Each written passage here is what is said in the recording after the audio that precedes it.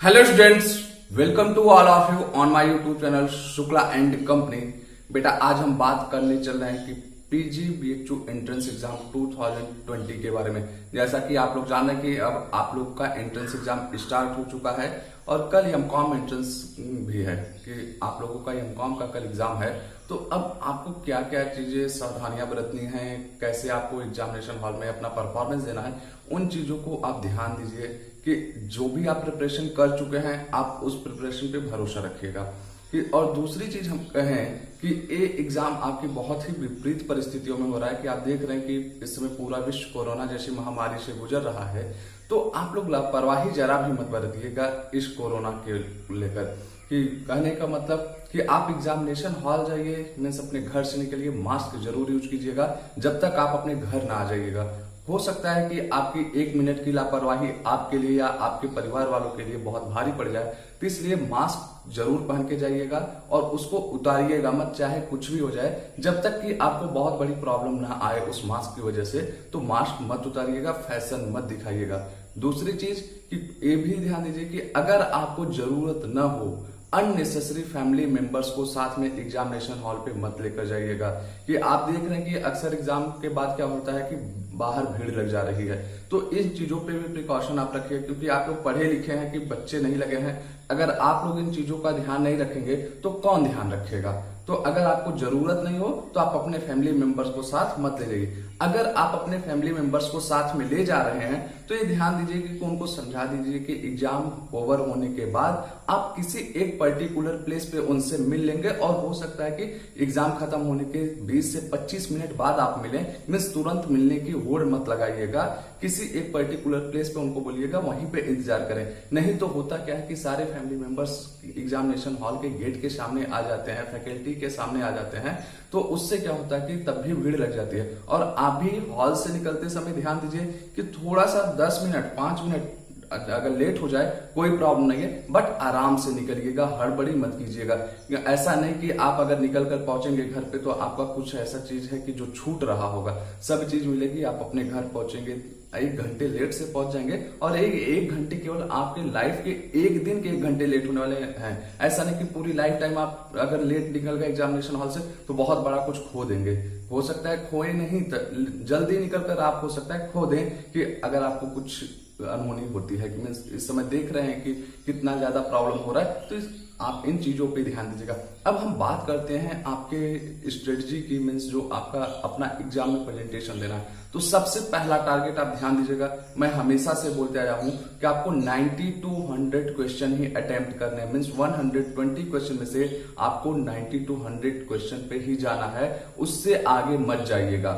दूसरी चीज कि जो भी क्वेश्चन आप अटेम्प्ट कर रहे हैं वहां पे इस चीज की पूरी श्योरिटी रखिएगा कि जो आपका चांसेस ऑफ एरर्स है, मीन्स निगेटिव मार्किंग, वो कम से कम हो। जितना आप मिनिमाइज कर सकते हैं उसको कीजिएगा। ये क्या करेगा, आपके सक्सेस को चांसेस को बढ़ा देगा। फिर थर्ड पॉइंट पे आते हैं, अगर हम एमकॉम की बात करें, जो एमकॉम एंट्रेंस के स्टूडेंट्स हैं, तो आप लोग एक चीज पे ध्यान दीजिएगा, एरर्स ऑफ चांसेस जो है अकाउंट में मिनिमाइज कीजिएगा।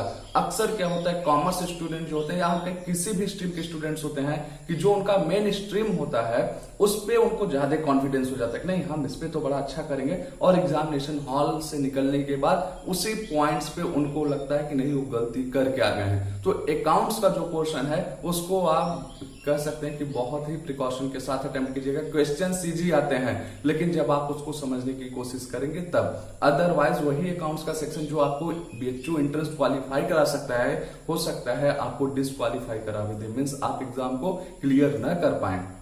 ठीक, तो इन चीजों पे ध्यान दीजिए। फिर बात करें कि होता क्या है कि हम लोग हमेशा उन टॉपिक्स के पीछे पड़ जाते हैं जो हम कवर नहीं कर पाए होते हैं। तो जितने भी टॉपिक आप अभी तक कवर कर चुके हैं उनको स्ट्रॉन्ग कीजिए, उन टॉपिक्स के पीछे मत भागिएगा कि जो आपके नहीं हुए हैं। कि हम कह रहे हैं कि आपको करीब 20 से 30 क्वेश्चन छोड़ के आने हैं, तो उस क्वेश्चन पे भी आप प्लानिंग करिए ना कि जो टॉपिक मान लीजिए आप नहीं कवर कर रहे हैं तो उनसे कितना क्वेश्चन आप छोड़ सकते हैं, या ओवरऑल आप कौन कौन से टॉपिक ऐसे हैं, कहां कहां से क्वेश्चन आप छोड़ना चाहते हैं। तो इसका 2 फायदा होगा कि पहला, आपका एंट्रेंस क्वालिफाई होने का चांसेस अधिक हो जाते हैं। फिर सेकंड प्रॉफिट हम बोले तो आपको नंबर ऑफ मीन्स टाइमिंग अधिक मिल जाती है। कि आप सोचिए कि अब अगर 100 क्वेश्चन की हम बात करें, उसी 100 क्वेश्चन को आपको सॉल्व करने के लिए 120 मिनट्स मीन 2 आवर्स मिलने वाले हैं, तो आपके टाइमिंग बढ़ जाते हैं पर क्वेश्चन। ठीक, तो इन चीजों पे आपको बहुत ज्यादा ध्यान देने की जरूरत है। फिर हम कहें कि अपने ऊपर प्रेशर जरा भी मत लाइए। मीन्स लास्ट टाइम जो होता है कि हम लोग बहुत ज्यादा प्रेशराइज हो जाते हैं कि एग्जाम को लेकर, प्रेशर नहीं, रिलैक्स रहिए। अगर आप डेली बेसिस पे स्टडी किए हैं, जो पास्ट में स्टडी कर चुके हैं, उस स्टडी पे अपने भरोसा रखा करिए कि एग्जामिनेशन हॉल में आपका माइंड 100% वहां करेगा उस क्वेश्चन से रिलेटेड। अगर कोई क्वेश्चन आता है कि अगर आप अच्छे से प्रिपरेशन किए हैं, और यही अगर आप क्या करें कि अपने ऊपर प्रेशर ले लिए हैं कि कैसे होगा क्या होगा, हो सकता है आपको आता हुआ क्वेश्चन भी नहीं कर पाए उस टाइम, और फिर बाद में जब आप देखेंगे उसी क्वेश्चन को तो आपको पछतावा होगा कि अरे ये तो क्वेश्चन ऐसा आया था, इसको मैं पढ़ा था बट नहीं कर पाया। तो माइंड को एकदम रिलैक्स करके जाइए कि मीन्स जरा भी प्रेशर नहीं, कि ऐसा नहीं कि ये आपके लाइफ का कि बहुत बड़ा कहें कि डे है, लेकिन इतना भी बड़ा नहीं है कि आपकी पूरी लाइफ उस पर डिपेंड हो जाए। लाइफ बहुत बड़ी है कि उसमें बहुत सारे उतार चढ़ाव आते रहते हैं, तो इसलिए किसी भी चीज को अपने ऊपर हावी मत होने दीजिए, बल्कि आप उसके ऊपर हावी हो जाइए। मीन्स इस एग्जाम को इतना लाइटली आप लीजिए कि हाँ, कि आप उसके लिए 100% देने को रेडी रहें। कि अगर आप जो चीजें किए हैं उस पर बिलीव रखेंगे तो आपका 100% रिजल्ट अच्छा जाएगा, सिवाय उसके कि जो चीजें आप नहीं किए हैं उसके लिए टेंशन लेने। मीन्स जो चीजें नहीं आप कर पाए उसके लिए टेंशन मत लीजिए, उसको इग्नोर करिए, इग्नोर ऑल।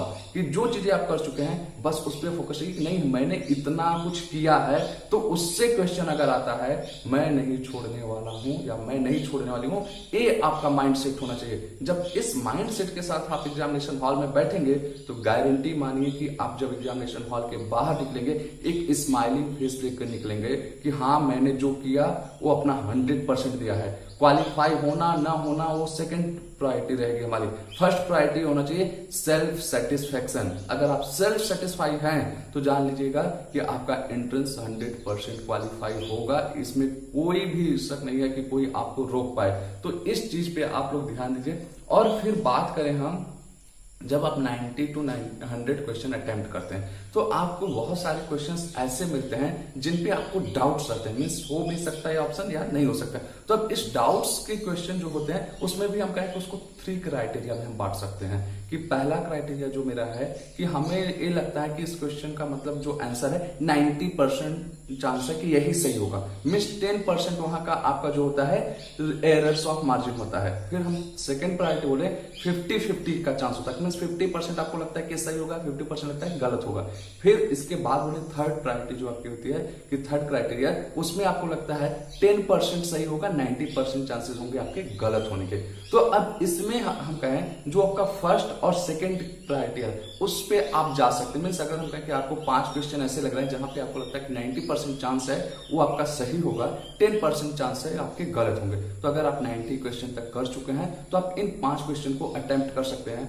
अगर आप सोचिए कि इन 5 में से आपके 3 क्वेश्चन सही हुए, 2 गलत, तो 3 क्वेश्चन सही होते तो आपको 9 मार्क्स मिलेंगे। 2 क्वेश्चन गलत हुए तो आपका -2 हो जाएगा। तो ओवरऑल आपको 7 नंबर्स का पॉजिटिव गेन होगा। मीन्स हम कहें कि आपको 7 नंबर्स का प्रॉफिट होगा, यहाँ पे लॉस नहीं होने वाला। फिर हम कहें कि 50-50% जो आपके चांसेस है, अगर वहां पे आप जाते हैं कि 10 क्वेश्चन आप करने जा रहे हैं, अगर उस 10 में से हम कहें कि आपके 6 क्वेश्चन गलत हो रहे हैं, आपके 4 क्वेश्चन सही हुए तो 4 क्वेश्चन के आपको 12 मार्क्स मिलने वाले हैं, 6 गलत हुए तो 6 नंबर माइनस होंगे, फिर भी आपको 6 नंबर का पॉजिटिव मिलने वाला, मीन्स प्रॉफिट वहां पे भी आपको होगा। तो ये देखिए दोनों साइड्स जो है, चाहे 50% या 90:10 का जो रेशियो है, यहाँ पे आपको प्रॉफिट होने वाला। लेकिन अगर हम कहें 90 और 10 का जो रेशियो, मीन्स 90% चांस आपको है कि गलत होगा, 10% चांस है आपका सही होगा, तो उस पे आप मत जाइएगा। क्योंकि जब वहां पे आप 90% एरर्स का चांस लेकर चलते हैं तो हम ये मानकर चले कि जितने भी क्वेश्चन आप करेंगे उसमें से वहां पे वो सब आपसे गलत होंगे, और सब गलत होने का मतलब वो आपका निगेटिव मार्किंग कराएगा। तो इसलिए ऐसे क्वेश्चन को आप जरा भी अटेम्प्ट अटेम्प्ट मत कीजिएगा। तो ये आपके, हम कहें कि जो बहुत से बच्चे होते हैं कि इस चीज को जानना चाहते हैं, सर अगर ऐसा क्वेश्चन आता है तो उस समय हमें क्या करना चाहिए। तो पहली प्रायोरिटी आपकी 90 क्वेश्चन तो आप आराम से उसको श्योरिटी के साथ कीजिए कि उसमें से एक दो गलत हो गए ठीक है, लेकिन बाकी जो इस तरीके के आपके माइंड में आते हैं मीन्स यहाँ पे हमें डाउट्स है, तो डाउट्स वाले को इस क्राइटेरिया में आप बांटिएगा क्वेश्चन को और उसके बाद उसको अटेम्प्ट कीजिएगा। तो ओवरऑल जब आप अपना रिजल्ट देखेंगे तो आप एक बेहतरीन रिजल्ट पा रहे होंगे। दैट्स मीन्स कि आप खुद को महसूस करेंगे कि आप एंट्रेंस क्वालिफाई कर जाएंगे। ठीक, तो ये चीजों पे आपको ध्यान देना है। ठीक है, तो और हम कहें कि फिर से डिप्रेशन जरा भी नहीं, प्रिकॉशन पूरी लेकर जाइएगा। जो टॉपिक्स आप कवर चुके हैं उन्हीं टॉपिक्स पे आप फोकस कीजिएगा। और हमने भी अपनी तरफ से पूरी कोशिश किया बेटा कि जितना अधिक से अधिक आपको पढ़ाया जा सके पढ़ाएं। कि इस समय आप देख रहे हैं कि हमारा आपका डिस्टेंस बहुत ज्यादा था, बट मैंने इस चीज को कभी आपको कोशिश किया कि फील ना होने पाए कि आप हमसे बहुत दूर जुड़े हैं। भले से हम लोग टेक्नोलॉजी के माध्यम से जुड़े थे, मैंने अपना 100% देने की पूरी कोशिश किया और मैं ये हमेशा आप लोग से एक्सपेक्ट करता था, बस आप लोग अपनी पढ़ाई अच्छे से कीजिए। मीन्स अगर आप हमारे साथ जुड़े हैं तो आप उसमें लापरवाही मत कीजिए। कल को आपको रिग्रेट न करना पड़े कि नहीं मैंने अपनी तरफ से लापरवाही की, या मुझे रिग्रेट करना पड़े कि नहीं मैंने अपना 100% नहीं दे पाया। तो मुझे इस चीज का सेटिस्फेक्शन है, जिस टॉपिक पे भी मैंने अपना पॉइंट रखा, जिस पे भी मैं अपना व्यू रखा हूं, उसको 100% के साथ रखा हूं। मीन्स जिस टॉपिक को मैंने टच किया 100% उस पर मैंने अपना दिया है। अब एग्जाम में क्वेश्चंस कैसे होते हैं, क्या चीजें, उसके लिए हमें नहीं टेंशन लेना चाहिए, क्योंकि अगर मेरा कॉन्सेप्ट क्लियर है तो कोई भी क्वेश्चन आए वो मुझे कभी भी इस चीज से रोक नहीं पाएगा कि मैं उसको अटेम्प्ट न कर पाऊं। हमेशा आप अपने कॉन्सेप्ट के पीछे भागे। बहुत से बच्चे नंबर ऑफ क्वेश्चन के पीछे भागते हैं, means 50 set 100 set of objective question और लगा लेते हैं, उनको लगता है कि क्वालिफाई हो जाएगा। ऐसा पॉसिबिलिटीज बहुत कम होता है, ऐसा बहुत रेयर चांस में होता है।